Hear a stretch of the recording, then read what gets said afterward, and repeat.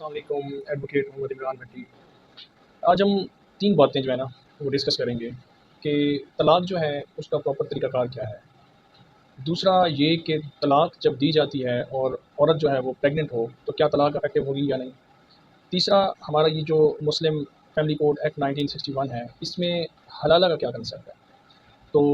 طلاق کا جو پراپر ایک طریقہ کار ہے تو اس سے ایکٹ جو ہمارا ڈیل کرتا ہے وہ ہے مسلم فیملی لاز آرڈیننس 1961۔ تو یہ 1961 کا جو آرڈیننس ہے اس میں سیکشن 7 جو ہے نا وہ طلاق سے ڈیل کرتا ہے۔ اب طلاق دینے سے پہلے سب سے پہلے کیا کرنا ہوتا ہے ہسبینڈ نے کہ وہ ایک نوٹس جو ہے نا وہ تحریر کرتا ہے اور وہ نوٹس بھیجتا ہے چیئرمین کو۔ اب جب چیئرمین کو وہ نوٹس بھیجا جاتا ہے اور ساتھ ہی وائف کو نوٹس بھیجا جاتا ہے وہ ڈائیورس کا، تو چیئرمین جو ہے ڈیفینیٹلی دوسری پارٹی کو بلائے گا، اور اگر کوئی بندہ یہ نوٹس نہیں بھیجتا، اس لاء کی کمپلائنس نہیں کرتا، تو وہ اس چیز کے لیے تیار رہے کہ وہ 1 سال تک جیل بھی جا سکتا ہے اور اس کے اوپر جو ہے نا جرمانہ بھی ہو سکتا ہے، وہ تقریباً 5,000 روپے تک جو ہے نا جرمانہ بھی ہے۔ اب یہ طلاق جو ہے افیکٹو کب ہوتی ہے؟ طلاق افیکٹو ہوتی ہے آفٹر 90 ڈیز۔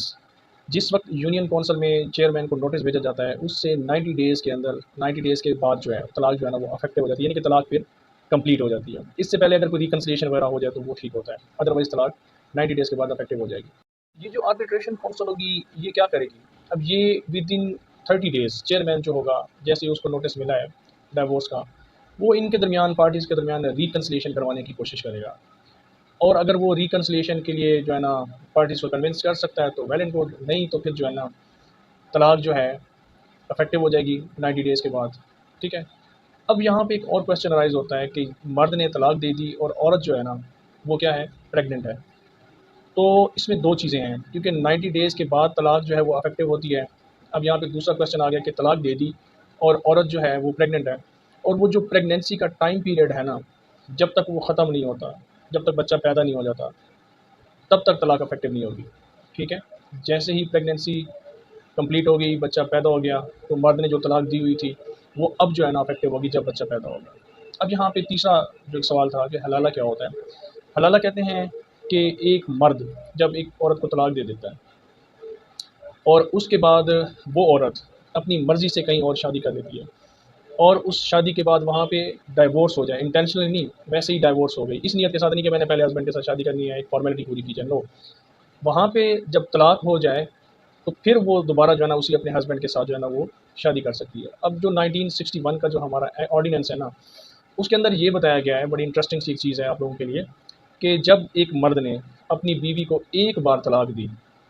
ایک بار طلاق کے بعد وہ جو عدت کا ٹائم پیریڈ ہے وہ گزر گیا، انہوں نے ریکنسلیشن نہیں کی، اب طلاق جو ہے نا وہ افیکٹو ہو گئی۔